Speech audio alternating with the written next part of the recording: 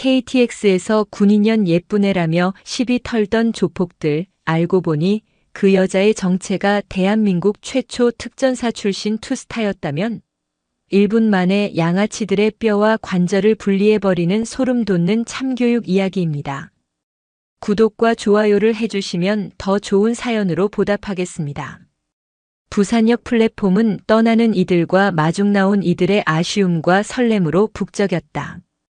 서울행 KTX 열차에 오르는 인파 속 유독 한 사람의 존재감은 주변의 소란과 동떨어진 채 고요한 섬처럼 느껴졌다. 군더더기 없는 검은색 슬랙스에 단정한 흰색 블라우스, 어깨에 걸친 트렌치 코트는 평범한 차림새였으나 꼿꼿하게 편 허리와 한치의 흐트러짐 없는 걸음걸이는 그녀가 살아온 삶의 궤적을 짐작하게 했다. 그녀의 이름은 강세하. 대한민국 육군 창설 이래 최초의 여성 707 특수임 무단장이자 최연소로 별을 단 살아있는 전설. 지금은 잠시 군복을 벗고 휴가 중인 민간인이었지만 그녀의 눈빛은 여전히 전장을 응시하는 지휘관의 그것처럼 깊고 서늘했다. 지정된 특실 좌석에 앉은 그녀는 창밖으로 빠르게 스쳐 지나가는 풍경을 무심하게 바라보았다. 지난 몇 년간 그녀의 시간은 숨가쁘게 흘러갔다. 칠흑 같은 어둠 속에서 적의 숨통을 끊고 대테러 작전의 최전선에서 부하들의 목숨을 책임져야 했다. 백호라는 코드네임으로 불리며 완벽에 가까운 임무 수행 능력을 보여주었지만 그만큼 그녀의 영혼에는 무수한 상흔이 새겨졌다. 이번 휴가는 그런 자신에게 주어진 짧은 휴전과도 같았다. 잠시 모든 것을 잊고 온전히 강세하라는 한 개인으로 돌아가고 싶은 작은 소망. 그것이 그녀가 이 기차에 몸을 실은 이유였다. 열차가 부드럽게 속도를 올리며 도시의 풍경을 밀어내기 시작할 때였다. 고요했던 특실의 공기를 무례하게 찢는 고성이 터져나왔다. 크하. 야, 박치기. 술 더 가져와봐. 이게 술이가 맹물이가. 우렁찬 목소리의 주인은 맞은편 좌석에 거만하게 앉아있는 중년의 사내였다. 짧게 깎은 머리에 군데군데 흉터가 팬 얼굴, 값비싼 브랜드의 옷을 걸쳤지만 온몸에서 풍기는 천박함은 감출 수 없었다. 그의 옆에는 누가 봐도 한패인 듯한 두 명의 남자가 더 있었다.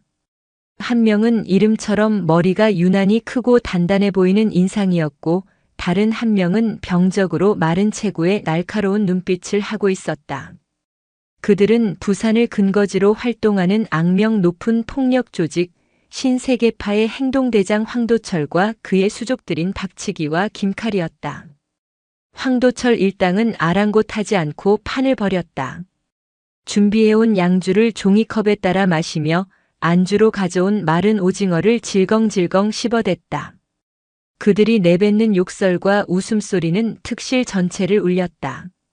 몇몇 승객들이 불편한 기색을 내비쳤지만 험악한 인상의 그들에게 누구 하나 감히 주의를 주지 못했다. 승무원이 조심스럽게 다가와 목소리를 낮춰달라고 부탁했지만 황도철은 되레 눈을 부라렸다. 뭐야, 이 아가씨는? 우리가 돈 내고 타는데 좀 시끄러울 수도 있지. 서비스직이 그리 빡빡하게 굴어서 쓰나. 가서 양주나 한 병 더 가져와봐. 팁 두둑하게 챙겨줄 테니. 모욕적인 언사에 승무원의 얼굴이 붉어졌지만 그녀는 더 이상 말을 잇지 못하고 물러설 수밖에 없었다. 공공장소의 예의와 상식은 그들에게 통하지 않는 다른 세상의 법이었다. 강세아는 그 모든 상황을 말없이 지켜보고 있었다. 그녀의 미간이 미세하게 좁혀졌다. 오랜 군 생활은 그녀에게 불의를 감지하는 본능을 새겨 넣었다. 하지만 동시에 민간사에 개입하지 말라는 군의 엄격한 규율 또한 뼈에 새겨져 있었다.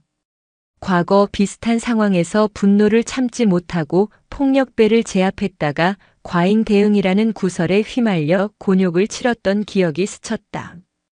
그때의 징계는 그녀의 완벽한 군 경력에 남은 유일한 흠집이었다. 나는 지금 군인이 아니다. 강세하다. 그녀는 스스로에게 되뇌며 눈을 감았다.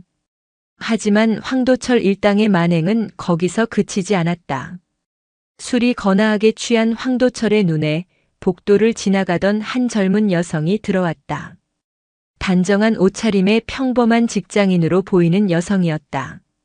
황도철은 음흉한 미소를 지으며 자리에서 일어나 여자의 앞을 막아섰다. 이야 아가씨. 인물이 훤하네. 어디 급한 일 있어요? 오빠들이랑 같이 한잔하면서 가지. 여성은 겁에 질린 얼굴로 뒷걸음질 쳤다. 비켜주세요. 하지만 황도철은 길을 비켜주기는커녕 더욱 바싹 다가서며 그녀의 팔목을 거칠게 붙잡았다. 어딜 가려고? 오빠가 술 한 잔 사준다는데 영광인 줄 알아야지. 박치기와 김칼이 저질스러운 농담을 던지며 낄낄거렸다. 주변 승객들은 모두 고개를 돌리거나 잠든 척 눈을 감았다.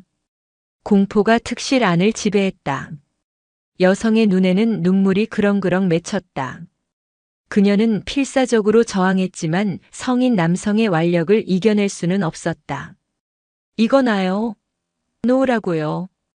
여성의 비명이 날카롭게 울려 퍼지는 순간 눈을 감고 있던 강세아의 눈꺼풀이 천천히 들어 올려졌다. 그녀의 검은 눈동자 속에서 차갑고 단단한 무언가가 번뜩였다. 그녀는 더 이상 외면할 수 없었다. 이곳은 전쟁터가 아니었지만 눈앞에서 무고한 시민이 폭력에 신음하는 것을 보고만 있는 것은 그녀가 지켜온 신념을 스스로 배반하는 행위였다. 군복을 입고 있든 사복을 입고 있든 강한 힘은 약자를 지키기 위해 존재해야 했다. 그것이 그녀가 수십 년간 목숨을 걸고 지켜온 군인의 가치였다. 강세아는 소리 없이 자리에서 일어났다. 그녀의 움직임에는 어떠한 망설임도 없었다. 고요한 분노를 담은 그녀의 발걸음이 황도철 일당을 향해 천천히 하지만 단호하게 나아가고 있었다. 특실의 모든 시선이 소리의 근원지인 황도철과 겁에 질린 여성, 그리고 그들을 향해 다가서는 또 다른 한 여성에게로 집중되었다. 길고 긴 정막을 깨고 피할 수 없는 폭풍의 서막이 오르고 있었다. 그 손 놓으시지. 나지막하지만 얼음장처럼 차가운 목소리가 특실의 소음을 갈랐다.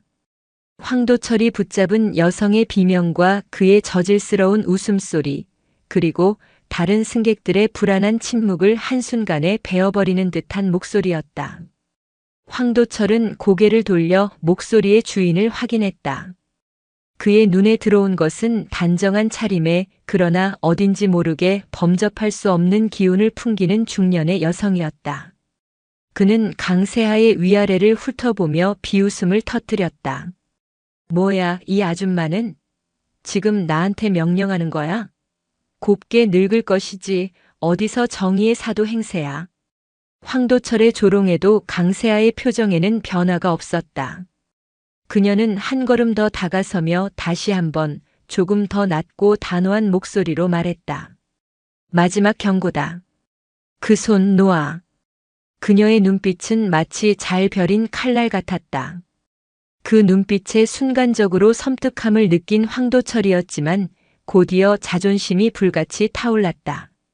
부산 바닥에서 그에게 감히 이런 식으로 말을 거는 사람은 없었다. 하물며 연약해 보이는 여자에게 이런 취급을 당하는 것은 용납할 수 없었다. 이 미친년이 진짜 죽고 싶어서 환장했나? 황도철은 붙잡고 있던 여성의 팔을 거칠게 뿌리치고 강세아를 향해 주먹을 휘둘렀다. 주변에서 나지막한 비명이 터져 나왔다. 하지만 강세아는 눈 하나 깜빡하지 않았다. 그녀는 날아오는 주먹을 피하는 대신 오히려 그 안으로 파고들었다. 황도철의 주먹이 그녀의 얼굴에 닿기 직전 그녀의 손이 번개처럼 뻗어나가 그의 손목을 붙잡았다. 황도철의 입에서 비명이 터져 나왔다. 강세아는 그의 손목 관절을 정확하게 잡아 비틀었다. 수만 번의 훈련으로 다져진 인체의 급소를 파고드는 정교한 움직임이었다. 뚝 하는 소름 끼치는 소리와 함께 황도철의 손목이 꺾였다. 그의 손에서 힘이 빠져나가고 고통으로 얼굴이 하얗게 질렸다. 이 인연이 상황을 지켜보던 박치기가 고함을 지르며 달려들었다. 그는 이름처럼 자신의 육중한 몸을 이용해 그대로 강세아를 들이받을 기세였다. 하지만 강세아는 황도철을 방패 삼아 몸을 살짝 틀었다. 박치기의 거대한 몸은 속도를 이기지 못하고 그대로 황도철과 부딪혔다. 두 거구가 뒤엉켜 넘어지는 동안 강세아는 이미 그들의 뒤를 점하고 있었다. 그녀는 넘어진 박치기의 뒷목을 구두굽으로 가볍게 찍어 눌렀다. 비명조차 지르지 못한 채 박치기는 그대로 의식을 잃고 바닥에 쓰러졌다. 순식간에 두 명의 건장한 남자가 쓰러지자 유일하게 남은 김칼의 얼굴이 공포로 물들었다. 그는 떨리는 손으로 품 안에서 무언가를 꺼내들었다. 번쩍이는 칼날이었다. 오지 마. 더 오면 찔러버릴 거야. 칼을 본 승객들이 비명을 지르며 더욱 몸을 움츠렸다.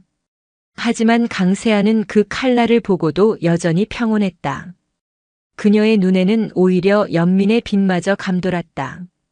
칼은 그렇게 쥐는 게 아닐 텐데. 그녀는 나비처럼 가볍게 스텝을 밟으며 김칼의 측면으로 파고들었다. 김칼이 당황해서 칼을 휘둘렀지만 그 움직임은 강세아의 눈에는 마치 느린 화면처럼 보였다. 그녀는 칼을 쥔 김칼의 팔꿈치 안쪽 신경 다발을 손날로 정확하게 내리쳤다. 찌르르 하는 극심한 고통과 함께 김칼의 손에서 칼이 힘없이 떨어져 바닥에 쨍하는 소리를 내며 굴렀다. 강세아는 그가 정신을 차릴 틈도 주지 않고 그의 턱을 손바닥으로 가볍게 밀어 올렸다. 목이 꺾인 김칼은 그대로 뒤로 넘어가며 의식을 잃었다. 불과 1분도 채 되지 않는 시간이었다. 세 명의 조폭은 비명 한 번 제대로 지르지 못하고 바닥에 무력하게 널브러져 있었다. 특실 안은 물을 끼얹은 듯 조용해졌다. 승객들은 눈앞에서 벌어진 일을 믿을 수 없다는 듯 경이로운 눈으로 강세아를 바라보고 있었다. 그녀는 아무 일도 없었다는 듯 흐트러진 옷매무새를 가다듬고 겁에 질려있던 젊은 여성을 부축해 일으켰다. 괜찮습니까? 여성은 고개를 겨우 끄덕이며 눈물을 뚝뚝 흘렸다. 감사합니다. 정말 감사합니다. 그때였다. 한 승객이 자리에서 일어나 박수를 치기 시작했다. 그러자 약속이라도 한 듯 다른 승객들도 모두 자리에서 일어나 우레와 같은 박수와 환호를 보냈다. 억눌려 있던 공포와 분노가 안도감과 경외심으로 바뀌는 순간이었다. 승객들의 박수 소리가 특실을 가득 메우는 동안 강세아는 그저 묵묵히 창밖을 바라볼 뿐이었다. 열차는 잠시 후 가장 가까운 대전역에 비상 정차했다. 신고를 받고 출동한 철도 경찰들이 들이닥쳐 난장판이 된 현장을 수습했다.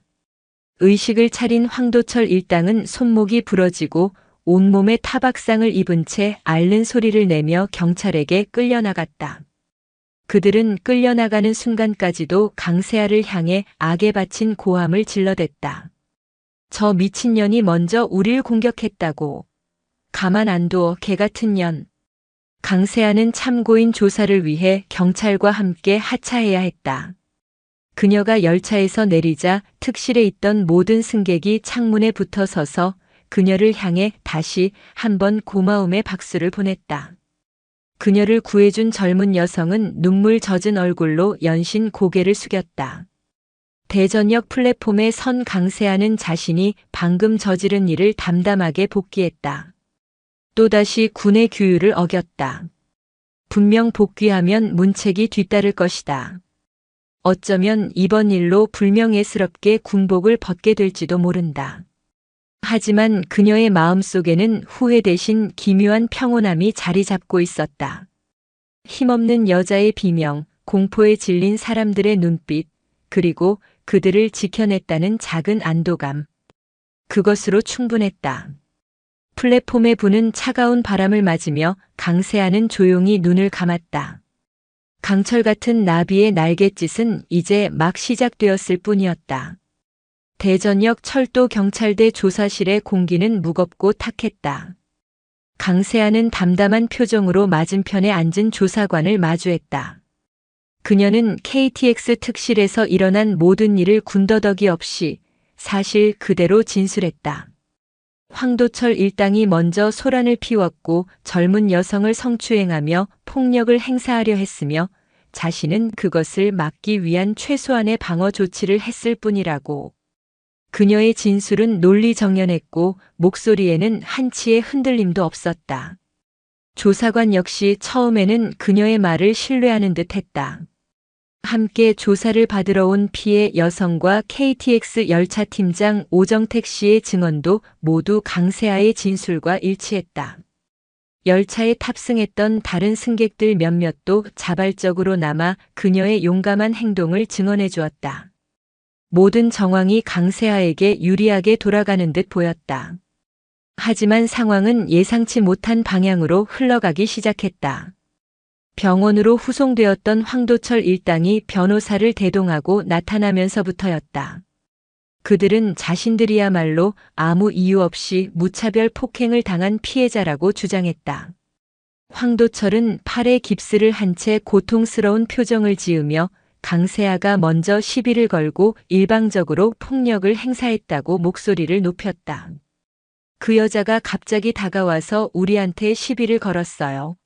그냥 조용히 술 좀 마신 게 전부인데 다짜고짜 주먹을 휘둘렀다고요.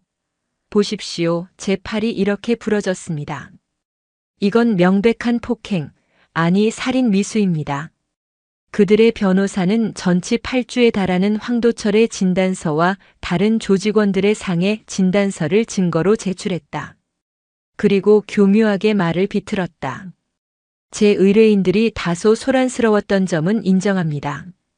하지만 그렇다고 해서 이런 무자비한 폭력을 당할 이유는 없습니다. 피의자는 특수부대 출신 장교라고 들었습니다. 살상 기술을 훈련받은 전문가가 민간인에게 이런 식의 폭력을 행사한 것은 명백한 과잉 대응이며 특수폭행에 해당합니다. 거짓말은 뻔뻔했고 논리는 교활했다. 여기에 황도철이 속한 조직 신세계파에 보이지 않는 힘이 작용하기 시작했다. 지역 언론들이 이 사건에 관심을 보이기 시작했고 얼마 지나지 않아 자극적인 제목의 기사들이 인터넷을 도배했다. 단독 KTX 난동 사건 알고 보니 현역 장성의 민간인 무차별 폭행. 특전사 출신 투스타 여장군 술 취한 승객에게 무자비한 폭력 행사 논란. 과잉 진압인가 정당 방위인가 피해자 전치 8주 중상. 기사들은 황도철 일당의 일방적인 주장과 그들의 상해 진단서를 근거로 작성되었다. 강세아가 그들을 제압할 수밖에 없었던 전후 사정은 철저히 무시되었다. 대신 살인 병기로 훈련받은 엘리트 군인이 분노를 조절하지 못하고 민간인에게 폭력을 휘둘렀다는 자극적인 프레임이 씌워졌다. 순식간에 그녀는 시민을 구한 영웅에서 잔혹한 폭력 가해자로 둔갑했다. 세상의 여론은 무섭게 들끓었다. 특히 여성 장군이라는 타이틀은 사람들의 편견과 호기심을 자극하기에 충분했다. 인터넷 댓글에는 그녀를 향한 무분별한 비난과 조롱이 쏟아졌다. 군인이 벼슬이야? 민간인을 저렇게 패도 되는 건가? 여자라고 봐주면 안 된다. 똑같이 처벌해라. 아무리 조폭이라도 저건 너무 심했네. 군대에서 사람 패는 것만 배웠나? 진실을 증언해 주었던 피해 여성과 KTX 팀장, 그리고 다른 승객들의 목소리는 거대한 거짓의 파도에 묻혀버렸다. 오히려 그들은 황도철 측으로부터 위증을 하면 가만두지 않겠다는 협박에 시달려야 했다. 소속 부대인 육군본부도 발칵 뒤집혔다. 군의 명예가 실추되었다는 비난이 빗발쳤다. 국방부는 즉각 강세아를 모든 직위에서 해제하고 무기한 대기 발령 조치를 내렸다. 사실상 군복을 벗으라는 무언의 압력이었다. 그녀가 평생을 바쳐 지켜온 군은 진실을 규명하려 하기보다는 서둘러 그녀를 꼬리 자르기 함으로써 논란을 잠재우려 했다. 강세아는 자신의 작은 아파트로 돌아왔다. 휴가를 떠날 때와 똑같은 공간이었지만 모든 것이 낯설고 차갑게 느껴졌다. 텔레비전을 켜면 자신의 얼굴이 범죄자인 양 모자이크 처리된 채 뉴스를 장식하고 있었고 휴대폰은 쉴 새 없이 울려대는 기자들의 전화로 뜨거웠다. 그녀는 모든 연락을 끊고 스스로를 고립시켰다. 세상은 그녀에게 등을 돌렸다. 그녀가 지키고자 했던 법과 정의는 오히려 그녀를 겨누는 칼날이 되어 돌아왔다. 불합리함과 배신감에 숨이 막혔다. 평생을 국가와 국민을 위해 헌신했지만 돌아온 것은 차가운 외면과 손가락질 뿐이었다. 그녀는 처음으로 자신이 걸어온 길에 대해 깊은 회의감에 빠졌다. 그날 KTX에서 자신이 대체 무엇을 위해 일어섰던가? 과연 그 선택은 옳았던 것일까? 깊은 절망의 늪에서 허우적거리던 어느 날 저녁 초인종이 울렸다. 문을 열자 그곳에는 KTX에서 그녀의 도움을 받았던 젊은 여성 최유나와 열차 팀장 오정택이 서 있었다. 그들의 얼굴에는 미안함과 결연한 의지가 동시에 서려 있었다. 소장님 죄송합니다. 저희가 너무 무력했습니다. 오정택 팀장이 먼저 고개를 숙였다. 최유나가 눈물을 글썽이며 말했다. 아니에요. 저희가 이렇게 있으면 안 될 것 같아요. 소장님께서 저희를 지켜주셨는데 이제 저희가 소장님을 지켜드려야죠. 저희가 아는 모든 진실을 세상에 알리겠습니다. 어떤 협박이 있더라도 저희가 소장님 곁에 서겠습니다. 그들의 진심 어린 눈빛을 마주하는 순간 강세아의 텅 비어있던 가슴 속에 작은 불씨 하나가 피어올랐다. 세상 모두가 등을 돌려도 진실의 무게를 아는 사람들이 곁에 있었다. 이 싸움은 아직 끝나지 않았다. 거짓의 그림자가 아무리 짙게 드리워져도 한 줄기 빛만 있다면 어둠을 걷어낼 수 있다. 강세아는 굳게 닫혀있던 입술을 열었다. 그녀의 목소리는 작았지만 그 어떤 함성보다 단단했다. 고맙습니다. 거짓의 파도는 생각보다 거세고 집요했다. 최유나와 오정택 팀장의 용기 있는 제안은 강세아의 꺼져가던 마음에 작은 불씨를 지폈지만 그 불씨가 타오르기도 전에 현실의 폭풍우가 그들을 덮쳤다. 황도철 측은 단순한 언론 플레이를 넘어 법과 제도를 악용해 교묘하게 진실을 옭아매기 시작했다. 황도철의 변호인단은 피해자의 심리적 안정이 필요하다는 명목으로 경찰 조사를 의도적으로 지연시켰다. 그 사이 그들은 물밑에서 바쁘게 움직였다. 당시 KTX 특실에 탔던 승객들 중 일부가 거액의 돈에 매수되어 강세아가 먼저 시비를 걸었다는 거짓 진술서를 작성했다. 돈으로 회유되지 않는 이들에게는 신세계파 조직원들의 그림자가 어른거렸다. 한밤중에 걸려오는 의미심장한 전화, 집 주변을 맴도는 낯선 차량은 평범한 시민들에게 감당하기 힘든 공포였다. 진실을 증언해주겠다던 몇몇 승객들은 결국 압박을 이기지 못하고 연락을 끊었다. 최유나와 오정택에게는 더욱 집요한 공격이 가해졌다. 황도철 측은 사설 탐정을 고용해 그들의 뒷조사를 했고 사소한 흠집까지 부풀려 인신공격을 시작했다. 최유나는 과거 직장에서 동료와 다퉜던 일이 평소 행실이 불량하고 공격적인 성향으로 포장되었고 오정택 팀장은 과거 근무 태만으로 경고를 받은 전력이 있는 신뢰할 수 없는 증인으로 매도당했다. 언론은 확인도 없이 그들이 뿌린 정보를 받았으며 사건의 증인들마저 신뢰할 수 없는 사람들로 만들어버렸다. 소장님 죄송합니다. 저 때문에. 최유나는 자신의 과거사까지 들춰지며 공격당하자 강세아에게 얼굴을 들지 못했다. 강세아는 그런 그녀의 어깨를 조용히 감쌌다. 유나 씨 잘못이 아닙니다. 저들의 방식이 원래 그런 겁니다. 가장 비열하고 추악한 방법으로 사람의 영혼을 꺾으려 하는 것.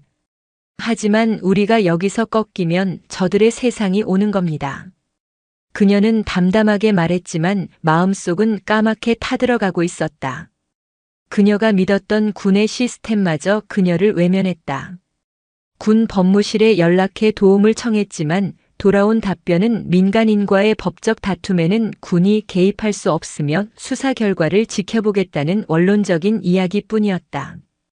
그녀는 군에게 버려진 섬이 되어가고 있었다. 홀로 거대한 폭력 조직과 부패한 언론, 그리고 싸늘한 여론을 상대로 싸워야 하는 절망적인 상황이었다. 그날 밤 강세아는 잠 못 이루고 낡은 군장을 열었다. 그 안에는 지난 수십 년간의 군 생활의 흔적이 고스란히 담겨 있었다. 달아빠진 베레모, 손때 묻은 작전 지도, 그리고 빛바랜 사진 한 장. 사진 속에는 앳된 대위 시절의 그녀가 온통 흙먼지를 뒤집어 쓴 채 환하게 웃는 한 청년과 어깨동무를 하고 있었다.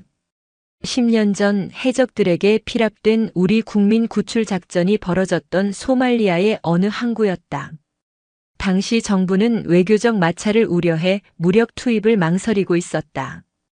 인질들의 목숨이 경각에 달린 상황, 상부의 최종 승인이 떨어지지 않았음에도 현장 지휘관이었던 강세아는 독단으로 침투를 감행했다.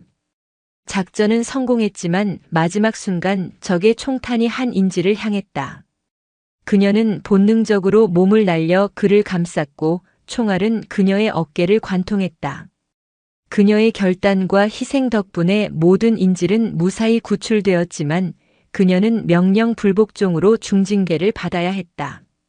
사진 속의 청년이 바로 그녀가 목숨을 걸고 구했던 외교관 진우혁이었다.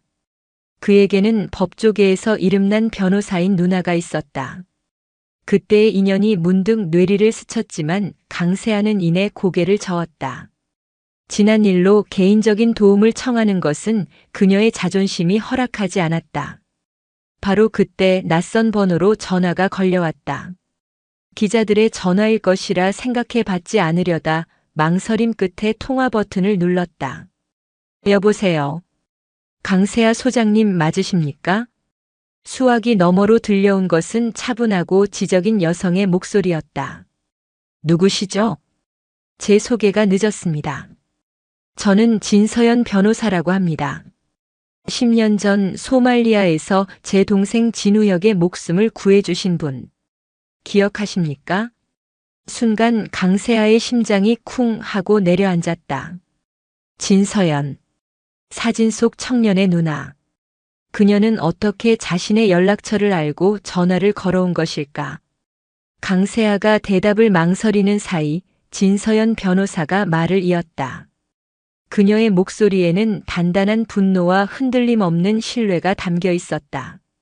지금 겪고 계시는 일 기사로 모두 접했습니다. 세상이 소장님께 등을 돌리고 군마저 소장님을 외면하고 있다는 것도 알고 있습니다. 분노가 치밀어 견딜 수가 없었습니다. 10년 전 소장님께서 제 동생을 구하지 않으셨다면 우리 가족은 평생을 지옥 속에서 살았을 겁니다. 소장님은 제 가족의 생명의 은인입니다. 그런데 그런 분이 지금 홀로 이런 부당한 일을 겪고 계시는 것을 제가 모른 척할 수는 없습니다. 진서연 변호사의 목소리가 점차 격앙되었다. 소장님, 이것은 소장님 혼자만의 싸움이 아닙니다. 제게도 갚아야 할 빚이 있습니다. 부디 제가 그 빚을 갚을 기회를 주십시오. 소장님의 변호를 제가 맡게 해주십시오. 세상의 모든 거짓과 불의에 맞서 제가 소장님의 가장 날카로운 창과 가장 단단한 방패가 되어드리겠습니다. 그녀의 말 한마디 한마디는 강세아의 얼어붙었던 심장을 녹이는 불길과 같았다. 고립무원의 성에 갇혀있던 그녀에게 세상에서 가장 강력한 동맹군이 나타난 순간이었다. 강세아는 자신도 모르게 뜨거워지는 눈시울을 느끼며 수화기를 고쳐 잡았다. 절망의 잿더미 속에서 마침내 반격의 봉화가 오르고 있었다. 서울 서초동의 한적한 골목에 위치한 법무법인 정연. 진서연 변호사의 사무실은 그녀의 성격을 그대로 보여주는 듯 화려하진 않지만 모든 것이 정갈하고 기능적으로 배치되어 있었다. 그녀는 국내 최고의 언론 중재 및 위기관리 전문 변호사로 수많은 대기업과 유명인들의 법적 분쟁을 승리로 이끈 전적이 있었다. 그녀가 지닌 가장 강력한 무기는 날카로운 법리와 여론의 흐름을 읽고 전세를 뒤집는 탁월한 전략이었다. 소장님, 지금부터는 전쟁입니다. 법정이라는 총성 없는 전쟁이죠. 진서연은 강세하와 최유나, 오정택 팀장을 자신의 사무실로 불러 모았다. 그녀의 눈빛은 부드러웠지만 그 안에 담긴 의지는 강철처럼 단단했다. 그녀는 거대한 화이트보드에 사건의 개요와 인물 관계도를 그려나가기 시작했다. 우리의 적은 단지 황도철 일당이 아닙니다. 그들 뒤에 있는 폭력 조직 신세계파, 그들에게 돈을 받고 거짓을 퍼뜨리는 부패한 언론, 그리고 그 모든 것에 무관심하거나 현혹된 대중. 이 모든 것이 우리의 적입니다. 그녀의 분석은 냉철하고 정확했다. 감정에 호소하는 것만으로는 이길 수 없는 싸움이었다. 필요한 것은 누구도 반박할 수 없는 명백하고 결정적인 증거였다. 첫 번째 목표는 KTX 특실 내부의 CCTV 영상입니다. 황도철 측은 아마 영상이 없거나 고장났다고 주장할 겁니다. 하지만 이건 상식 밖의 일이죠. 지금 철도 경찰이 확보하고 있는 영상은 분명 원본이 아닐 가능성이 높습니다. 제가 정보보존 가처분 신청을 통해 코레일 본사의 서버 원본 데이터에 대한 접근 권한부터 확보하겠습니다. 진서연의 지시는 군사작전을 방불케 했다. 그녀는 즉시 법적 절차에 착수했고 동시에 강세하는 자신만의 방식으로 움직이기 시작했다. 그녀는 군 정보부대에서 잔뼈가 굵은 옛 부하에게 연락을 취했다. 지금은 민간 보안업체에서 최고의 실력자로 인정받는 인물이었다. 강철중 중령 나달. 단결. 소장님, 무슨 일이십니까? 수화기 너머로 들려오는 쩌렁쩌렁한 목소리에는 여전한 충성심이 묻어 있었다. 강세하는 길게 설명하지 않았다. 부산 신세계파 행동대장 황도철. 그자의 모든 것을 알아봐줘. 약점, 비리, 돈의 출처, 주변 인물. 먼지 한 톨까지 전부 다. 소장님, 염려 마십시오. 제 모든 역량을 동원해 그놈들 바닥까지 샅샅이 파내겠습니다.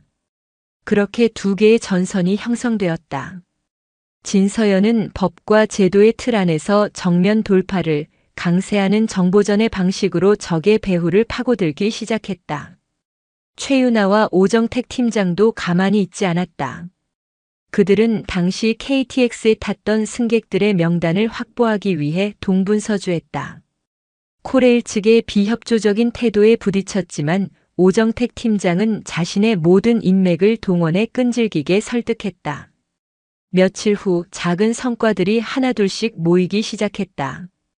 진서연은 법원으로부터 코레일 서버 데이터에 대한 증거보전 결정을 받아내는 데 성공했다. 동시에 강철중으로부터 황도철에 대한 1차 보고서가 도착했다. 보고서의 내용은 충격적이었다. 황도철은 단순한 조폭 행동대장이 아니었다.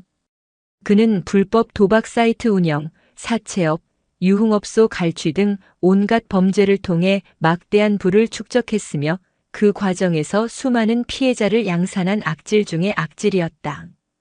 특히 그는 자신의 폭력 행위를 교묘하게 정당방위나 쌍방폭행으로 둔갑시키는데 능했으며 그 뒤에는 지역 경찰 및 법조계와의 유착 관계가 의심된다는 내용도 포함되어 있었다. 역시 보통 내기가 아니었습니다. 이자는 법을 이용해 빠져나가는 방법을 아주 잘 알고 있는 놈입니다. 진서연이 보고서를 보며 혀를 찼다. 하지만 가장 결정적인 증거인 CCTV 영상은 여전히 오리무중이었다. 코레일 측이 제출한 영상 파일은 예상대로 사건 발생 시점의 일부가 손상되어 있었고 복구가 불가능하다는 답변만 돌아왔다. 복구가 불가능한 게 아니라 안 하는 거겠지. 강세아가 차갑게 말했다. 하지만 진서연은 포기하지 않았다. 그녀는 국내 최고의 디지털 포렌식 전문가를 수소문해 비밀리에 접촉했다. 변호사님, 이건 의도적인 삭제가 명백합니다. 일반적인 손상과는 패턴이 다릅니다. 시간을 주시면 삭제된 원본 데이터를 복구할 수 있을지도 모릅니다. 전문가의 말은 한 줄기 희망이었다.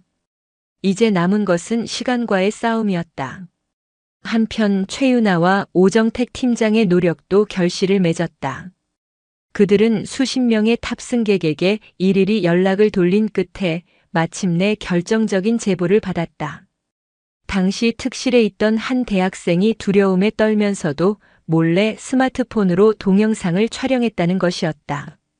그는 언론의 왜곡 보도와 이어지는 협박에 겁을 먹고 영상을 숨겨왔지만 최윤아의 진심 어린 호소에 마음을 움직였다. 며칠 뒤 진서연의 사무실에 모두가 다시 모였다. 디지털 포렌식 전문가가 가져온 복구된 CCTV 영상 파일과 대학생이 목숨 걸고 촬영한 스마트폰 영상이 노트북 화면에 동시에 재생되었다. CCTV 영상은 화질이 좋지는 않았지만 당시의 상황을 전체적으로 보여주기에 충분했다. 황도철이 최윤아의 팔을 거칠게 잡아 끄는 장면, 그녀가 저항하자 얼굴을 때리려는 듯 손을 치켜드는 장면이 명백하게 찍혀 있었다. 그리고 대학생의 스마트폰 영상은 더욱 결정적이었다. 비록 흔들리고 각도가 완벽하지는 않았지만 겁에 질린 최윤아의 목소리와 황도철 일당의 저속한 욕설, 그리고 김칼이 품에서 칼을 꺼내 번쩍이는 장면까지 생생하게 녹음되어 있었다. 영상을 보던 모두의 입에서 탄식이 터져나왔다. 이것은 누구도 부인할 수 없는 진실 그 자체였다. 황도철 일당이 퍼뜨린 모든 거짓말을 한 방에 뒤집어 버릴 수 있는 강력한 무기였다. 진서연의 얼굴에 비장한 미소가 떠올랐다. 강세아는 말없이 주먹을 꽉 쥐었다. 그녀의 눈은 마치 먹잇감을 발견한 백호처럼 차갑고 맹렬하게 빛나고 있었다. 보이지 않는 전장에서의 길고 지루했던 탐색전과 정보전이 끝나고 이제 모든 것을 건 총공세의 시간이 다가오고 있었다. 다음 날 오전 대한민국은 발칵 뒤집혔다.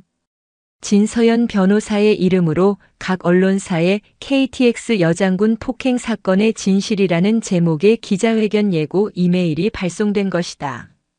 기자회견 장소는 한국프레스센터.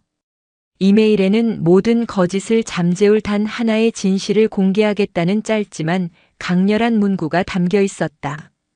사건의 당사자인 강세아 소장이 직접 나선다는 소식에 언론은 벌집을 쑤신 듯 들끓었다. 그동안 숱한 의혹과 비난에도 묵묵부답으로 일관하던 그녀가 전면에 나서는 이유가 무엇인지, 과연 어떤 반전 카드를 들고 나올 것인지에 모든 관심이 집중되었다. 기자회견 당일 프레스센터는 수백 명의 취재진으로 발 디딜 틈이 없었다. 카메라 플래시가 쉴 새 없이 터졌고 기자들은 저마다 좋은 자리를 차지하기 위해 몸싸움을 벌였다. 약속된 시간이 되자 기자회견장의 문이 열리고 진서연 변호사와 굳은 표정의 최윤아, 오정택 팀장이 먼저 단상에 올랐다. 그리고 마지막으로 모두의 시선이 집중된 가운데 강세아 소장이 모습을 드러냈다. 그녀는 사복이 아닌 각 잡힌 대한민국 육군 소장의 정복 차림이었다. 어깨의 은빛 별 계급장은 조명 아래 눈부시게 빛났고 가슴에는 그녀가 평생을 조국에 헌신하며 받은 훈장들이 달려 있었다. 그녀의 얼굴에는 피의자의 낙인이나 패배자의 그늘 대신 수많은 전투를 승리로 이끈 지휘관의 위엄과 확신이 서려 있었다.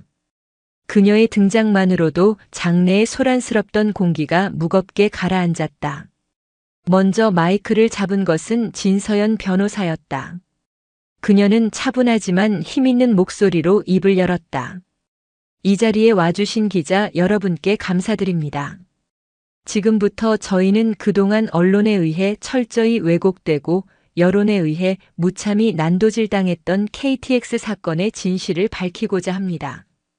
진서연은 황도철이 제출한 상해 진단서의 허점과 그가 과거에도 유사한 방식으로 자신의 폭행 혐의를 벗어났던 전과 기록들을 프리젠테이션 화면에 띄우며 조목조목 반박했다. 그녀는 황도철이 단순한 술 취한 사업가가 아닌 수많은 전과를 지닌 폭력 조직 신세계파의 핵심 인물임을 명백히 밝혔다. 다음은 최윤아였다. 그녀는 마이크 앞에서 떨리는 목소리로 하지만 눈물을 참으며 자신이 겪었던 끔찍한 순간을 증언했다. 저는 그저 평범한 직장인이었습니다. 그날 KTX에서 그들에게 붙잡혀 성희롱과 폭행을 당했을 때 저는 세상에 저 혼자만 남겨진 것 같은 공포를 느꼈습니다. 모든 사람이 외면할 때 강세아 소장님만이 제게 손을 내밀어 주셨습니다. 그런데 어떻게 저를 구해준 영웅이 하루아침에 폭행범이 될 수 있습니까? 그녀의 진심 어린 절규에 장내는 숙연해졌다. 오정택 팀장 역시 당시 상황을 상세히 증언하며 코레일 측이 사건을 축소하려 했던 정황과 황도철 측으로부터 받은 압박에 대해 모두 폭로했다. 그리고 마침내 기자회견의 하이라이트가 찾아왔다. 지금부터 여러분께 그날의 진실이 담긴 영상을 공개하겠습니다. 진서연의 말이 끝나자마자 단상 뒤편의 거대한 스크린에 영상이 재생되기 시작했다. 복구된 KTX CCTV 영상과 대학생이 촬영한 스마트폰 영상이 동시에 편집되어 상영되었다.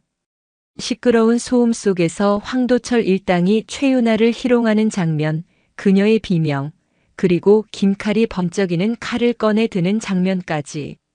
모든 것이 너무나도 선명했다. 특히 군발이년 예쁜 애라며 강세아를 조롱하던 목소리와 칼을 들고 내년 오늘 여기서 뼈도 못 추린다고 협박하던 음성까지 고스란히 담겨 있었다.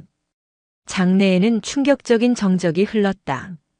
영상을 보는 기자들의 얼굴에는 경악과 부끄러움이 교차했다. 자신들이 그동안 얼마나 무책임한 펜을 휘둘렀는지 깨닫는 순간이었다. 영상이 끝나고 마침내 강세아가 마이크 앞에 섰다. 그녀는 준비해온 원고 없이 그저 담담하게 기자들을 그리고 카메라 너머의 국민들을 응시하며 입을 열었다. 저는 대한민국 군인입니다. 군인은 국가와 국민의 생명과 재산을 보호하라는 명령을 받고 그 명령을 수행하기 위해 목숨을 겁니다. 그날 KTX에서 저는 제 눈앞에서 위협받는 한 명의 국민을 보았습니다. 그 순간 제게 선택지는 없었습니다. 군복을 입고 있든 입고 있지 않든 제복의 무게는 계급이나 명예가 아니라 제가 지켜야 할 국민의 무게이기 때문입니다. 그녀의 목소리는 조용했지만 그 어떤 웅변보다도 강력한 힘을 가지고 있었다. 지난 며칠간 저는 가해자라는 오명을 쓰고 세상의 비난을 받았습니다. 하지만 저는 단 한순간도 그날의 제 선택을 후회하지 않았습니다. 만약 같은 상황이 다시 온다 해도 저는 똑같이 행동할 것입니다. 그것이 제가 아는 군인의 명예이고 제가 배운 군인의 방식이기 때문입니다. 이 사건에 대한 모든 책임은 지휘관인 제가 지겠습니다. 하지만 부디 이 사건의 진실만은 바로 봐주시길 바랍니다. 연설이 끝나자 누가 먼저랄 것도 없이 박수가 터져 나왔다. 그것은 단순한 갈채가 아니었다. 진실 앞에 선 인간에 대한 경의였고 불의에 맞선 용기에 대한 찬사였다. 기자회견은 그야말로 대성공이었다. 그 시각 자신의 호화로운 사무실에서 느긋하게 기자회견을 TV로 지켜보던 황도철의 얼굴은 하얗게 질려갔다. 모든 것이 끝났다는 것을 직감한 그는 급히 도망치려 했지만 이미 사무실 문을 부수고 들이닥친 경찰 특공대에 의해 처참하게 체포되었다. 거짓의 제국이 무너져 내리는 순간이었다. 그날 저녁 모든 뉴스와 신문 일면은 강세아 소장의 이야기로 도배되었다. 여론은 180도 돌아섰다. 폭행범 여장군은 순식간에 참군인 강세아, 우리 시대의 진정한 영웅으로 불리기 시작했다. 국방부와 군의 전화는 그녀의 징계를 철회하라는 항해 전화로 불통이 될 지경이었다. 진실의 섬광은 그 어떤 어둠보다 강하고 그 어떤 거짓보다 눈부시게 빛나고 있었다. 강세아의 기자회견은 단순한 진실 규명을 넘어 대한민국 사회 전체에 거대한 파장을 일으킨 핵폭탄과도 같았다. 다음 날 아침 모든 신문의 일면은 약속이나 한 듯 군 정복을 입은 그녀의 당당한 사진과 함께 참군인 강세아 거짓의 성벽을 무너뜨리다와 같은 헤드라인으로 도배되었다. 밤새 인터넷을 달군 영상의 파급력은 실로 엄청났다. 황도철 일당의 추악한 민낯과 칼을 꺼내 위협하는 장면은 국민적 공분을 사기에 충분했고, 그에 맞선 강세아의 절도 있고 강력한 대응은 통쾌함을 넘어 경외감마저 불러일으켰다. 여론의 흐름이 180도 바뀌자 가장 먼저 움직인 것은 검찰과 경찰이었다. 그동안 미온적인 태도로 일관하던 수사기관들은 마치 기다렸다는 듯이 대대적인 수사에 착수했다. 기자회견 다음 날 새벽 서울지방경찰청 광역수사대는 부산에 위치한 신세계파의 본거지를 급습했다. 한밤의 정적을 깨고 들이닥친 수십 명의 특공대원들 앞에 어제의 위세는 온데간데 없이 조직원들은 추풍낙엽처럼 쓰러져 나갔다. 황도철의 사무실에서는 불법 사업 관련 장부와 차명 계좌 내역, 심지어 그가 지역 정관계 인사들에게 상납한 로비 리스트까지 발견되었다. 사건은 KTX 폭행 사건을 넘어 거대한 조직 폭력 범죄 카르텔의 실체를 밝히는 방향으로 확대되었다. 강세아의 옛 부하 강철중이 비밀리에 넘긴 정보는 수사의 기폭제가 되었다. 그가 파악한 황도철의 자금 흐름과 약점들은 검경의 수사망을 더욱 촘촘하게 만들었고, 덕분에 신세계파의 핵심 간부들은 미처 손쓸 틈도 없이 줄줄이 검거되었다. 며칠 만에 부산 최대의 폭력 조직으로 군림하던 신세계파는 사실상 와해 수준에 이르렀다. 두 번째 파도는 군을 덮쳤다. 국방부와 육군본부의 홈페이지는 강세아 소장의 징계를 즉각 철회하고 그녀의 명예를 회복시키라는 국민들의 청원으로 마비될 지경이었다. 강세아 소장을 구하라는 이름의 온라인 팬클럽까지 생겨났고 수십만 명의 시민들이 서명운동에 동참했다. 당황한 군 수뇌부는 긴급 대책회의를 소집했다. 군의 명예를 실추시켰다는 이유로 그녀에게 등 돌렸던 그들이었지만 이제는 국민적 영웅이 된 그녀를 외면할 수 없게 된 것이다. 결국 육군 참모총장이 직접 강세아에게 전화를 걸어왔다. 강 장군, 내가 군을 대표해서 사과하네. 자네의 진정한 군인 정신을 미처 헤아리지 못했어. 부디 군에 미흡했던 판단을 용서해주게. 최고 지휘관의 진심 어린 사과였다. 며칠 뒤 육군은 공식적으로 강세아의 모든 징계와 대기 발령을 철회했으며 오히려 이번 사건을 통해 군의 위상을 높인 공로를 인정해 그녀에게 충무무공 훈장을 수여하겠다고 발표했다. 군의 명예를 실추시킨 죄인에서 군의 명예를 드높인 영웅으로 공식 인정받는 순간이었다. 사건의 또 다른 당사자들에게도 변화의 바람이 불었다. 코레일 사장은 대국민 사과 성명을 발표하고 오정택 팀장을 비롯한 당시 승무원들의 미흡했던 대처에 대해 고개를 숙였다. 하지만 동시에 끝까지 진실의 편에 서서 용기 있게 증언한 오정택 팀장의 행동을 높이 그를 서비스 혁신팀의 총괄 매니저로 특별 승진시켰다. 거짓 정보로 강세아를 매도했던 언론사들은 앞다투어 정정 보도를 내고 사설을 통해 깊은 사죄의 뜻을 밝혔다. 특히 악의적인 기사를 썼던 몇몇 기자들은 회사로부터 중징계를 받거나 스스로 사표를 던져야 했다. 정의의 파장은 사회 곳곳으로 퍼져나갔다. 강세아는 더 이상 고립된 개인이 아니었다. 그녀는 불의에 맞서는 용기의 상징이 되었다. 어느 날 저녁 그녀는 자신을 위해 끝까지 싸워준 동지들, 진서연 변호사와 최윤아, 오정택 팀장을 자신의 집으로 초대했다. 화려하지는 않지만 정갈하게 차려진 저녁 식탁에 마주 앉은 네 사람의 얼굴에는 평온한 미소가 감돌았다. 제가 한 것은 아무것도 없습니다. 소장님과 변호사님 그리고 팀장님이 계셨기에 가능했던 일입니다. 최윤아가 눈시울을 붉히며 말했다. 그녀는 더 이상 겁에 질린 피해자가 아니었다. 시련을 통해 한층 더 단단해진 그녀의 모습에서 강세아는 깊은 유대감을 느꼈다. 우리 모두가 함께 싸웠기에 이길 수 있었던 겁니다. 우리 네 사람은 앞으로도 서로에게 가장 든든한 전우가 될 겁니다.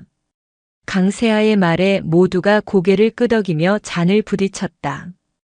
창밖으로는 서울의 야경이 아름답게 펼쳐져 있었다. 그 불빛 하나하나가 지켜야 할 국민들의 삶처럼 느껴졌다. 기나긴 어둠의 터널을 지나 마침내 그녀의 세상에 따뜻하고 밝은 빛이 스며들고 있었다. 정의는 때로 더디게 올지라도 결코 패배하지 않는다는 진리를 확인하는 밤이었다.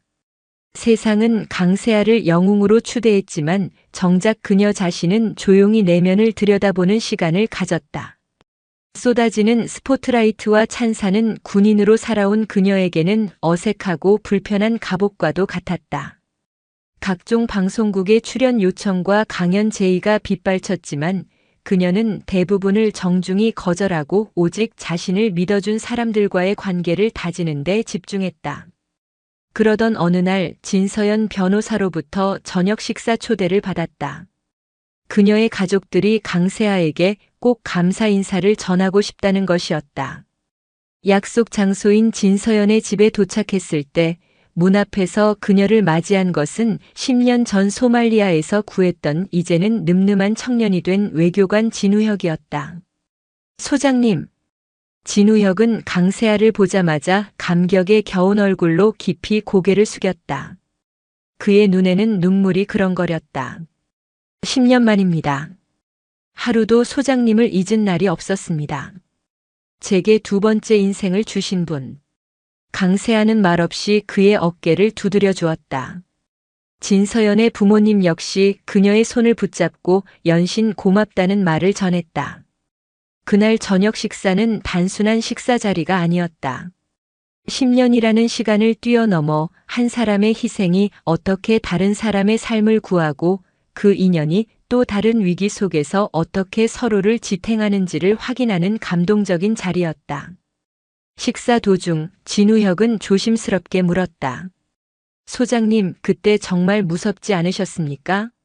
상부의 명령도 없이 저희를 구하기 위해 뛰어드셨을 때 말입니다. 강세아는 와인잔을 내려놓고 잠시 생각에 잠겼다. 그리고는 담담하게 입을 열었다. 두려웠다. 내 판단 하나에 부하들의 목숨과 인질들의 목숨이 모두 달려 있었으니까. 총알이 어깨를 꿰뚫었을 때는 죽을지도 모른다는 공포도 느꼈다. 그녀의 솔직한 고백에 모두가 숨을 죽였다. 하지만 그 두려움보다 더 큰 것이 있었다. 눈앞에서 죽어가는 국민을 외면하고 돌아섰을 때 평생을 군인이라는 이름의 무게에 짓눌려 살아가야 할 것이라는 또 다른 공포. 나는 그 공포가 더 무서웠다. 군인의 사명은 두려움이 없는 상태가 아니라 두려움에도 불구하고 옳은 일을 하는 것이라고 믿었으니까. 이번 KTX 사건 때도 마찬가지였다. 그녀의 말은 진우혁뿐만 아니라 진서연과 그 가족들의 마음에도 깊은 울림을 남겼다. 그녀의 힘과 용기는 타고난 것이 아니라 수많은 고뇌와 희생 속에서 스스로 단련해 온 것임을 깨닫게 된 순간이었다. 한편 황도철과 신세계파 조직원들에 대한 재판은 일사천리로 진행되었다. KTX 사건은 물론 그동안 저질러온 온갖 범죄 행위들이 백일하에 드러났다. 검찰은 황도철에게 사회로부터 영원히 격리해야 할 악질 범죄자라며 무기징역을 구형했다. 그리고 몇 달 후 1심 법원은 검찰의 구형을 받아들여 황도철에게 무기징역을, 다른 핵심 조직원들에게도 각각 10년 이상의 중형을 선고했다. 법정을 나서는 황도철의 얼굴에는 더 이상 오만함 대신 모든 것을 잃은 자의 공허함만이 남아있었다. 판결이 있고 며칠 뒤 강세아는 교도소로부터 한 통의 편지를 받았다. 황도철이 보낸 것이었다. 편지에는 사죄나 반성의 말 대신 단 한 줄의 문장만이 적혀 있었다. 당신과 만나고 싶다. 그것은 어쩌면 마지막 발악이자 이해할 수 없는 존재에 대한 원초적인 질문일지도 몰랐다. 강세아는 망설임 없이 교도소로 향했다. 차가운 유리벽을 사이에 두고 마주 앉은 황도철은 과거의 위세는 찾아볼 수 없을 만큼 초라하고 왜소해 보였다. 그는 한참 동안 강세아를 노려보다가 갈라진 목소리로 물었다. 대체 왜 그랬나? 당신 같은 사람이 왜 하찮은 계집애 하나 때문에 당신의 모든 것을 걸었지? 돈 때문인가? 아니면 명예? 그의 질문에는 여전히 상황을 이해하지 못하는 어리석음이 담겨 있었다. 강세아는 그를 동정하지도 비웃지도 않았다. 그저 차분한 눈으로 그를 응시하며 말했다. 당신은 평생을 힘으로 다른 사람을 짓밟고 군림하며 살아왔겠지. 그래서 당신에게 힘이란 그런 의미일 것이다. 하지만 당신이 모르는 것이 있다. 그녀는 잠시 말을 멈추고 가장 낮은 목소리로 하지만 가장 단단한 진실을 전했다. 진정한 힘은 빼앗기 위해 있는 것이 아니라 지키기 위해 존재하는 것이다. 당신은 평생 그 의미를 이해하지 못할 테고 그래서 결국 당신의 힘에 스스로 잡아먹힌 것이다. 강세아의 말은 비수가 되어 황도철의 폐부를 찔렀다. 그는 아무런 대답도 하지 못했다. 그저 멍하니 자신이 평생 이해하지 못할 세상의 법칙을 이야기하는 강세아의 눈을 바라볼 뿐이었다. 강세아는 그에게 마지막 말을 남기고 조용히 자리에서 일어났다. 당신에게도 기회는 있었다. 변할 수 있는 기회. 그 기회를 걷어찬 것은 당신 자신이다. 교도소를 나서는 강세아의 발걸음은 가벼웠다. 그녀는 자신의 가장 큰 적이었던 황도철을 법적으로뿐만 아니라 인간적으로도 완전히 제압했음을 느꼈다. 과거의 상흔은 사라지지 않겠지만 그녀는 이제 그 상흔을 정면으로 마주하고 넘어설 힘을 얻었다. 어두운 과거와의 완전한 작별이었다. 강세아 소장의 명예는 완벽하게 회복되었고 오히려 이전보다 더 높은 위상을 갖게 되었다. 군 내부에서는 그녀를 육군 역사상 최초의 여성 군단장, 나아가 합참의장 후보로까지 거론하는 이들이 생겨났다. 얼마 후 육군본부는 그녀의 다음 보직을 공식적으로 제안해왔다. 그것은 군인이라면 누구나 꿈꿀 만한 최고의 영예, 최전방을 책임지는 보병사단의 사단장 자리였다. 대한민국 여군 역사상 전례가 없는 파격적인 인사였다.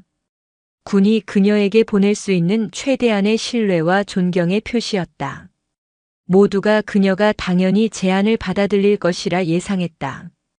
그것은 그녀가 평생을 걸어온 군인의 길에서 오를 수 있는 가장 높은 정점이었고 그녀를 음해했던 세력들에게 보여줄 수 있는 가장 완벽한 복귀였다. 하지만 강세아는 깊은 고민에 빠졌다. 며칠간의 휴가를 얻은 그녀는 군복을 벗고 평범한 등산객처럼 북한산을 올랐다. 정상에 서서 발 아래 펼쳐진 서울의 풍경을 내려다보았다. 빌딩 숲 사이를 바쁘게 오가는 자동차들, 공원에서 여가를 즐기는 사람들. 그녀가 목숨 걸고 지켜온 대한민국의 평화로운 일상이었다. 문득 그녀는 깨달았다. 자신이 지켜야 할 전선이 비단 철책선 너머에만 있는 것이 아니라는 것을. 진정한 위협은 때로 우리가 살아가는 일상 속에서 가장 약한 고리를 파고든다는 것을 KTX 사건을 통해 뼈저리게 느꼈다. 사단장이 되어 수만 명의 부하를 지휘하고 국가 안보의 최전선을 지키는 것은 분명 영광스럽고 중요한 일이다. 하지만 지금 그녀의 마음을 움직이는 것은 거대한 조직의 수장이 되는 것보다 한 명 한 명의 평범한 시민들 곁에서 그들의 일상을 지키는 일이었다. 힘의 의미를 모르는 이들에게 진정한 힘의 가치를 가르치고 두려움 때문에 용기 내지 못하는 이들에게 손 내밀어주는 일. 그것이 지금 자신에게 주어진 새로운 사명처럼 느껴졌다. 고민 끝에 그녀는 육군 참모총장을 직접 찾아갔다. 그리고 모두의 예상을 깨고 사단장 직책을 정중히 고사하겠다는 뜻을 밝혔다. 총장님, 군인으로서 제게 베풀어 주신 크나큰 영광과 신뢰에 진심으로 감사드립니다. 하지만 저는 이제 다른 전선에서 싸워보고자 합니다. 참모총장은 그녀의 갑작스러운 결정에 놀라움을 감추지 못했지만 그녀의 눈빛에 담긴 확고한 의지를 보고는 이내 고개를 끄덕였다. 강 장군, 자네가 어디에 있든 자네는 영원한 대한민국의 자랑스러운 군인일 걸세. 자네의 결정을 존중하네. 강세아가 선택한 새로운 길은 바로 경찰청에서 제안했던 시민안전교육 총괄 교관 자리였다. 군 장성이 경찰 조직의 교육을 책임지는 것은 극히 이례적인 일이었지만 경찰청장은 그녀의 합류를 두 팔 벌려 환영했다. 또한 진서연 변호사와 그녀의 가족들은 강세아의 이름을 딴 공익재단, 세아재단을 설립했다. 범죄 피해자들을 돕고 사회의 불의에 맞선 의인들을 지원하며 시민 안전 교육을 후원하는 재단이었다. 강세아는 이 재단의 명예 이사장직을 수락했다. 그녀의 전역 소식과 새로운 행보에 많은 사람들이 아쉬워했지만 곧이어 더 큰 응원과 지지를 보내기 시작했다. 그녀가 군이라는 울타리를 넘어 더 넓은 세상으로 나아가 더 많은 사람들을 지키려 한다는 것을 모두가 이해했기 때문이다. 몇 달 후 경찰교육원의 대강당. 수백 명의 신임 경찰관들과 시민들이 강세아의 첫 강의를 듣기 위해 자리를 가득 메우고 있었다. 단상에 선 그녀는 더 이상 별을 단 장군이 아니었지만 그 어떤 때보다 당당하고 빛나 보였다. 그녀는 자신의 경험을 바탕으로 위기 상황에서의 대처법과 진정한 용기의 의미에 대해 이야기했다. 여러분, 용기는 두려움이 없는 것이 아닙니다. 용기는 두려워서 도망치고 싶은 마음과 그럼에도 불구하고 맞서 싸워야 한다는 의무감 사이에서 후자를 선택하는 아주 작은 결단입니다. 여러분 한 명 한 명의 그 작은 결단이 모일 때 우리 사회는 더 안전하고 정의로운 곳이 될 것입니다. 그녀의 말은 교육생들의 가슴에 깊이 새겨졌다. 강의가 끝나자 우레와 같은 박수가 터져 나왔다. 그 박수 속에서 강세아는 객석에 앉아 환하게 웃고 있는 최윤아와 오정택, 진서연, 진우혁의 얼굴을 발견했다. 자신을 믿고 함께해준 사람들. 그녀는 그들과 눈을 맞추며 조용히 미소 지었다. 그녀의 새로운 여정, 새로운 사명은 이제 막 시작되고 있었다. 그로부터 2년의 세월이 흘렀다. 강산이 두 번 바뀌는 동안 강세아가 뿌린 용기의 씨앗은 대한민국 사회 곳곳에서 싹을 틔우고 풍성한 숲을 이루기 시작했다. 그녀는 더 이상 군복을 입지 않았지만 우리 사회의 가장 든든한 지휘관으로 불리며 국민들의 깊은 신뢰와 사랑을 한 몸에 받고 있었다. 오늘 서울의 올림픽 공원은 이른 아침부터 남녀노소 할 것 없이 수많은 인파로 북적였다. 경찰청과 세아재단이 공동으로 주최하는 제1회 대한민국 시민안전 페스티벌이 열리는 날이었다. 과거의 어둡고 무거웠던 사건을 잊지 않되 그것을 긍정적인 사회 변화의 동력으로 승화시키기 위해 기획된 이 행사는 이제 전국적인 축제로 자리 잡았다. 행사장의 중심 가장 넓은 잔디밭 광장에서 강세아는 수백 명의 시민들과 함께 호신술 시범을 보이고 있었다. 흰색 도복을 입은 그녀의 모습은 2년 전 군 정복을 입었을 때와는 또 다른 위엄과 부드러운 카리스마를 뿜어냈다. 그녀의 동작 하나하나에는 불필요한 힘이 들어가지 않았지만 상대의 힘을 역이용해 가볍게 제압하는 모습은 마치 한 마리 우아한 학의 춤사위 같았다. 그녀의 쉽고 명쾌한 설명에 아이부터 노인까지 모두가 즐겁게 호신술을 따라했고 광장에는 건강한 웃음소리가 가득했다. 중요한 것은 기술이 아닙니다. 위험한 상황에서 당황하지 않고 나는 나를 지킬 수 있다고 믿는 자신감입니다. 그 자신감이 여러분을 지키는 가장 강력한 무기가 될 것입니다. 그녀의 말이 끝나자 시민들 사이에서 뜨거운 박수가 터져 나왔다. 그녀는 이제 단순한 무술 교관이 아니었다. 사람들의 마음에 내재된 두려움을 걷어내고 스스로를 지킬 수 있다는 용기를 심어주는 심리적 지휘관이자 멘토였다. 행사장 한편에 마련된 특별 무대에서는 세아재단의 상임 이사가 된 최윤아가 마이크를 잡고 있었다. 2년 전 KTX에서 겁에 질려 떨던 평범한 직장인이었던 그녀는 이제 범죄 피해자들의 권익을 대변하는 가장 힘있는 목소리가 되어 있었다.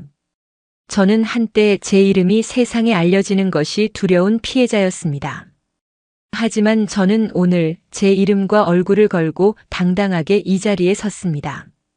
저를 일으켜 세워준 한 사람의 용기, 그리고 저를 믿고 지지해준 우리 사회의 따뜻함 덕분입니다. 세하재단은 이제 여러분 곁에서 단 한 명의 피해자도 홀로 고통받지 않도록 가장 든든한 방패가 되어드리겠습니다.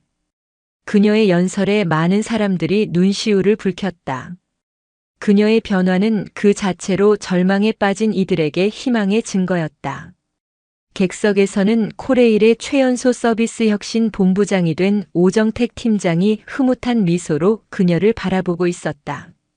그는 KTX 사건 이후 전국 모든 열차에 위기 상황 대응 매뉴얼과 승무원 특별 교육 프로그램을 도입해 세이프 코레일이라는 새로운 안전 문화를 정착시킨 공로를 인정받았다. 그의 곁에는 세하재단의 든든한 법률 후원자인 진서연 변호사와 얼마 전 최연소 아프리카 대사로 임명된 동생 진우혁이 나란히 앉아 있었다. 그들은 모두 각자의 위치에서 강세아가 보여준 용기와 헌신을 자신들의 방식으로 사회에 환원하고 있었다. 페스티벌의 대미를 장식한 것은 제1회 강세아 용기 장학금 수여식이었다. 진서연의 가족이 재단에 거액을 기부해 만들어진 이 장학금은 성적이나 재능이 아닌 일상 속에서 타인을 위해 용기를 낸 학생들에게 수여되는 특별한 장학금이었다. 올해의 첫 수상자는 18살의 한 여고생이었다. 그녀는 학교에서 집단 따돌림을 당하던 친구의 곁을 끝까지 지키고 가해 학생들의 잘못을 당당하게 선생님에게 알려 문제를 바로잡았다. 그 과정에서 자신도 따돌림을 당하는 어려움을 겪었지만 그녀는 결코 친구의 손을 놓지 않았다. 장학금 시상을 위해 무대에 오른 강세아는 수상 학생의 어깨를 따뜻하게 감싸주었다. 그리고 마이크 앞에 서서 오늘 행사의 마지막 연설을 시작했다. 그녀의 시선은 수상 학생을 넘어 미래의 희망인 수많은 젊은이들을 향해 있었다. 오늘 이 영광스러운 자리에 선 수상 학생에게 그리고 이 자리에 함께한 모든 젊은 청춘들에게 한 가지만 이야기해주고 싶습니다. 저는 평생을 군인으로 살며 수많은 전투를 치렀습니다. 총알이 빗발치는 전장보다 더 두려웠던 것은 불의 앞에서 침묵해야 하는 비겁함이었습니다. 세상을 바꾸는 것은 거창한 영웅의 이야기가 아닙니다. 바로 오늘 이 학생이 보여준 것처럼 부당한 일을 보고 그건 옳지 않다고 말하는 작은 목소리, 도움이 필요한 친구의 손을 잡아주는 작은 행동. 바로 그 평범한 용기들이 모여 세상을 바꿉니다. 그녀는 잠시 숨을 고르고 가장 따뜻하고 힘있는 목소리로 말을 맺었다. 여러분 한 사람 한 사람이 바로 이 나라를 지키는 가장 강한 힘입니다. 부디 여러분 자신 안에 있는 그 위대한 용기를 믿으십시오. 그리고 기꺼이 서로의 용기가 되어 주십시오. 연설이 끝나자 올림픽 공원은 떠나갈 듯한 함성과 박수 소리로 가득 찼다. 그것은 한 사람의 영웅에게 보내는 찬사를 넘어 우리 모두의 마음속에 잠재된 선한 의지와 용기에 보내는 격려의 함성이었다. 행사가 모두 끝나고 저녁 노을이 공원을 붉게 물들릴 무렵 강세아는 홀로 언덕에 서서 축제의 여운을 느끼고 있었다. 그때 그녀의 곁으로 최윤아와 오정택, 진서연 남매가 다가왔다. 그들은 말없이 그녀의 곁에 서서 아름다운 노을을 함께 바라보았다. 피를 나눈 가족은 아니었지만 그들은 이미 세상 그 누구보다도 끈끈한 유대로 맺어진 또 하나의 가족이었다. 소장님 덕분에 제 인생이 완전히 바뀌었습니다. 아니, 우리 모두의 인생이 바뀌었죠. 진서연이 미소 지으며 말했다. 강세아는 고개를 저으며 나지막이 대답했다. 아닙니다. 나 또한 여러분 덕분에 비로소 진짜 내가 가야 할 길을 찾았습니다. 전우들과 함께하는 지금 저는 제 인생에서 가장 행복합니다. 그녀의 얼굴에는 과거 전장을 지휘하던 지휘관의 고독함 대신 소중한 사람들과 함께 미래를 만들어가는 이에 충만한 평화와 행복이 깃들어 있었다. 태양은 졌지만 그들이 함께 밝힌 용기라는 이름의 횃불은 결코 꺼지지 않고 세상의 밤을 영원히 밝혀줄 것이었다. 한 전설적인 군인의 이야기는 막을 내렸지만 평범한 시민들의 가슴 속에 살아 숨쉬는 그녀의 위대한 유산은 이제 막 시작되고 있었다. 오늘도 인생지의 말씀을 잘 들어주셔서 감사합니다.